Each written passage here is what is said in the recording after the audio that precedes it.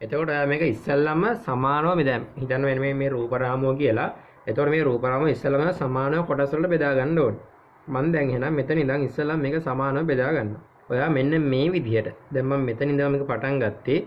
එතකොට මේ උඩ ඒ සමානවම තියෙන උඩ එක මෙන්න මෙහෙම උඩ එක අයින් කරලා ඊට පස්සේ එකට මෙන්න මේ වගේ ඉරක් හදා ගන්න ඕනේ. ඔන්න ඔය වගේ ඉර ටික ඉස්සෙල්ලම ඇදේට ඒ කියන්නේ හැඩ කරලා නිර්මාණය කර ගන්න ඕනේ. ඊට පස්සේ යාළුවනේ අපිට කරන්න තියෙන්නේ මෙන්න මේ ඉරි වලට ලයිට් සෙට් කරන එක. මෙන්න මේ විදිහට මම මෙතනින් පටන් ගන්නවා. මෙන්න මේ විදිහට ඔයාලගේ ඉරි වලට මෙන්න මේ ලයිට් සෙට් කරගන්න ඕනේ. ඉතින් යාළුවනේ ඔන්න ඔය විදිහට ඔයා මේකේ ලයිට් ටික සෙට් කරගන්න ඕනේ. එතකොට මම මෙතනදී මේ පාට තුනකින් නිර්මාණය කරලා තියෙන්නේ අපි මේකේ පේස් තුන. ප්‍රධාන පේස් තුන තමයි මම මේ පාට තුනකින් නිර්මාණය කරලා තියෙන්නේ. එතකොට මේකේ යාළුවනේ ඔක්කොගේම නියුට්‍රල් එක එකක් වෙන්න ඕනේ. ඒ කියන්නේ මේ මුළු බෝඩරේම නියුට්‍රල් එකක් වෙන්න ඕනේ. එතකොට අපි පේස් එකෙන් තමයි මේකේ රටාව නිර්මාණය කරන්නේ. එතකොට යාළුවනේ මේකේ නියුට්‍රල් එක අපි එකක් කරගන්න ඕනේ. ඒ කියන්නේ මෙන්න මේ හැම ඉරකම නියුට්‍රල් එක එකක් කරගෙන තනි නියුට්‍රල් එකක් විදිහට අපි මේක සම්බන්ධ කරගන්නවා. ඔන්න ඔය විදිහට අපි මුළු බෝඩ් එකේම ඒ කියන්නේ මුළු බෝඩරේ වටේම නියුට්‍රල් එක එකක් කරගන්නවා. ඊට පස්සේ යාළුවනේ අපි මේකේ පේස් නිර්මාණය කරන්නේ කොහොමද? පේස් නිර්මාණය කරගන්න යාළුවනේ මෙන්න මේ ලා කොළ පාට තියෙනවානේ. මේක අංක 1. හරිද? එතකොට මේ ලා කොළ පාට ඔක්කොම අංක 1 වෙන්න ඕනේ. ඊට පස්සේ මේ තැඹිලි පාට අංක 2.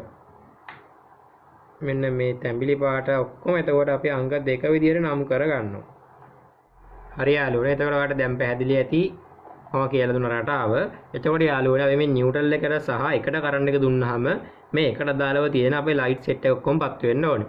එතකොට නියුට්‍රල් එකට සහ මේ දෙක ගිනින කරන්ට් එක දුන්නාම දෙකට දාලව තියෙන ලයිට් එක පත් වෙනවා. ඊට පස්සේ නියුට්‍රල් එකට සහ තුනට කරන්ට් එක දුන්නාම මෙන්න මේ තුනට දාලව තියෙන ලයිට් සෙට් එක පත් වෙනවා. එතකොට ඔන්න ඔය විදිහට තමයි අපි මෙතනදී වයරින් එක කරගන්නේ. එතකොට මේකට අදාළව අපි ෆ්ලෑෂර් කොටේ නිර්මාණය කරගන්නේ කොහොමද? එතකොට යාළුවනේ අපි ෆ්ලෑෂර් කොටේ නිර්මාණය කරගන්නේ මෙන්න මේ විදිහට. මෙන්න මේ විදිහට යාළුවනේ අපිට පුළුවන් ෆ්ලෑෂර් කොටේ නිර්මාණය කරගන්න.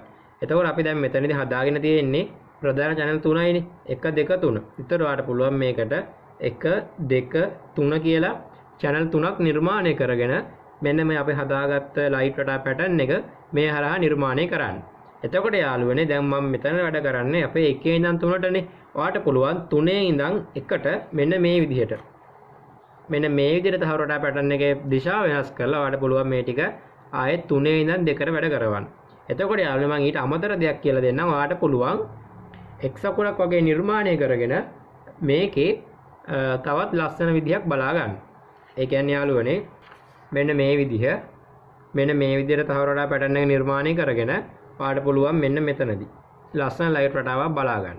එතකොට යාළුවනේ සැලකිලිමත් වෙන්න ඕන දෙයක් තමයි මෙන්න මේ x අකුරේ මේ මෙතනට සහ මෙතනට 1 සහ 3 කියන එක සෙට් කරවන්න. 1 සහ 3 කියන channel මේ පේස් දෙක සෙට් කරන්න ඕනේ. ඒ වගේම මෙන්න මේ හරි මැදට ඔයා දෙවෙනි එක සෙට් කරගන්න ඕනේ. ඒක තමයි ඔයා මෙතනදී මෙන්න මේ රටාව ඒ කියන්නේ මෙන්න මේ තහඩු පැටර්න් එක මෙන්න මේ සඳහා යොදා ගන්න ඕන. ඔයා සැලකිලිමත් වෙන්න ඕන එකම දේ තමයි මේ 1 සහ 3 කියන දෙක දෙපැත්තට අරගෙන දෙවෙනි එක හරියට මෙන්න මේ මැදට ඒ කියන්නේ මේ මැද සෙන්ටර් වෙන තැනට සෙට් කරගන්න ඕනේ. ඒ විදිහට කරගත්තොත් තමයි ඔයාට මෙන්න මේ හරහා ලස්සන ලයිට් රටාවක් බලා ගන්න පුළුවන් වෙන්නේ. එතකොට යාළුවනේ ඔයාට මෙන්න මේ රටාවම මෙන්න මේ අනිත් පැත්තට. හරිද? ඒ කියන්නේ දැන් මම මේක හැඩ කරලා තියෙන චුට්ටක් දකුණු පැත්තටනේ. ඔයාට පුළුවන් මේකම වම් පැත්තට හැඩ කරලා මේ ලයිට් රටාවම ලස්සනට නිර්මාණය කරගන්න. එතකොට යාළුවනේ මම අද වීඩියෝෙන් කියලා දුන්නේ ඔයාලට මෙන්න මේ වගේ ලයිට් රටාවක් නිර්මාණය කරගන්න හැටි. එහෙනම් යාළුවනේ අපි ඉස්සරහා වීඩියෝකින් කතා කරමු තවත් ලස්සන ලයිට් රටාවක් ගැන. එතකන් ගිහින් එන්නම්. ඔයාලා ඔක්කොටම සුබ දවසක්.